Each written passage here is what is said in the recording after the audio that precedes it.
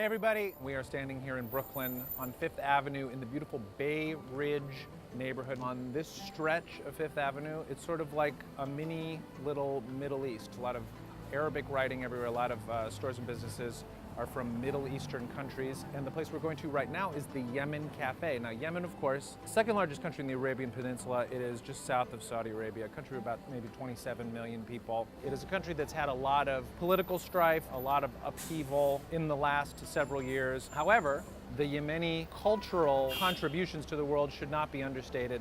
Namely the food. There's going to be a lot of wonderful lamb dishes, bean dishes, a lot of tomato, onion, cumin, coriander, fenugreek, a lot of wonderful things happening in the Yemen Cafe right over here. We're going to head over there right now. We're going to try some of the food, talk to a couple people. Let's go.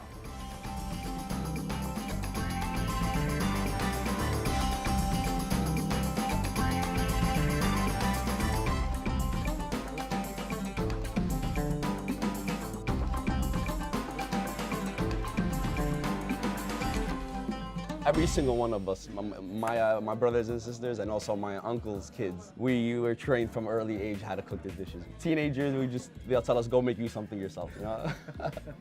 Before he opened up the restaurant, my father was a sous chef at a restaurant called, I don't know if you, Windows of the World. Oh, sure. That's amazing. For those of you who don't know, Windows on the World was the restaurant at the top of the World Trade Center. And I mean, it's amazing.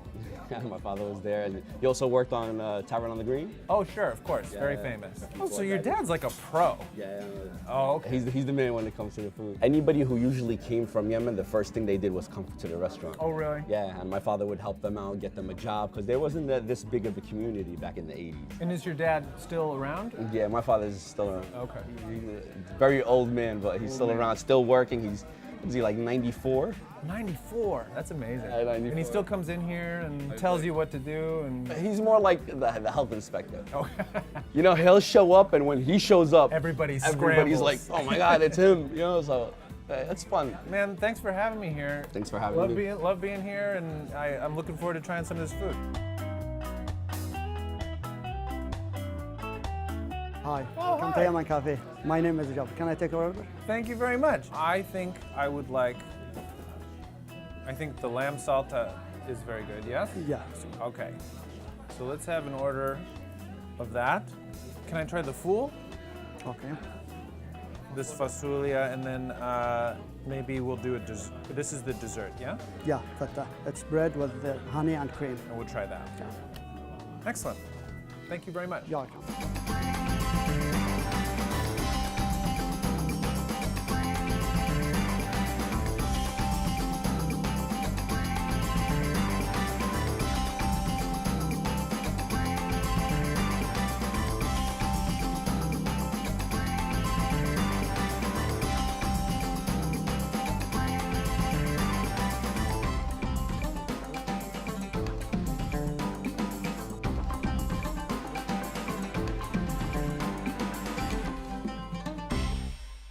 We're going to start with the dessert first, just because I don't want it to die while I'm eating the main course. This is the fatah with honey, chopped up Yemeni flatbread that's sauteed with butter and honey, covered in this white cream and dotted with black sesame seeds.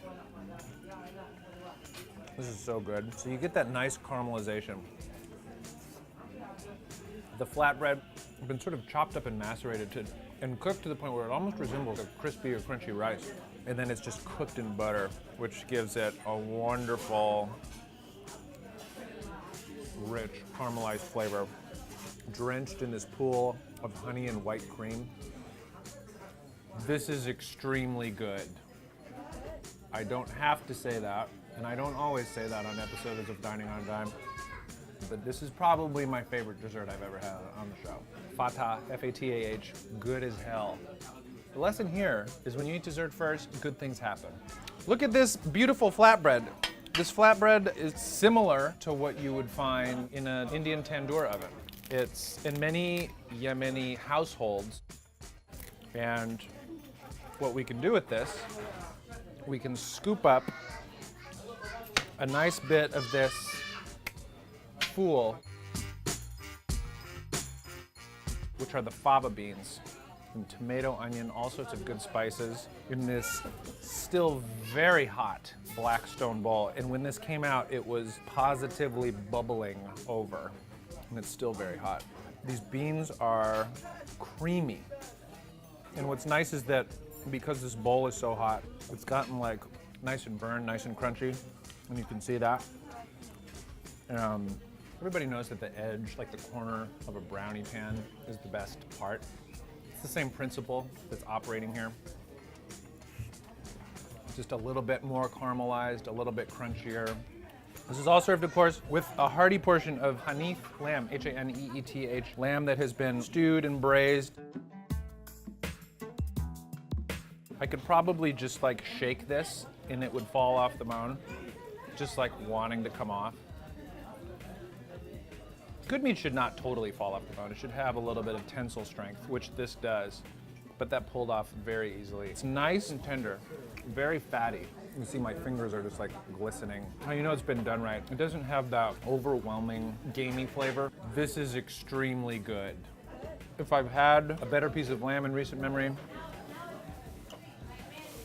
I can't remember it. You guys, that's Yemen. That's the cafe.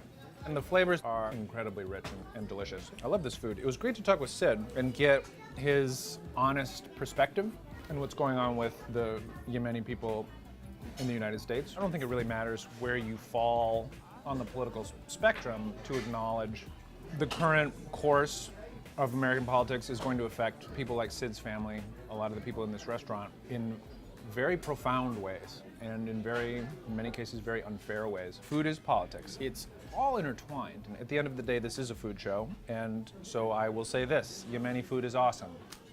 It's really good. And I don't know a lot of Yemeni people, but the ones that I've met today are incredibly kind.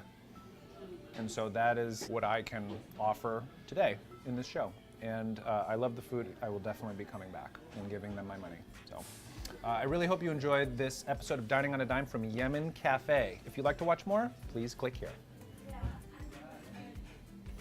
Click, click, click. I'm a youth. Now you do. Sorry. I already told you I'm 73 years old.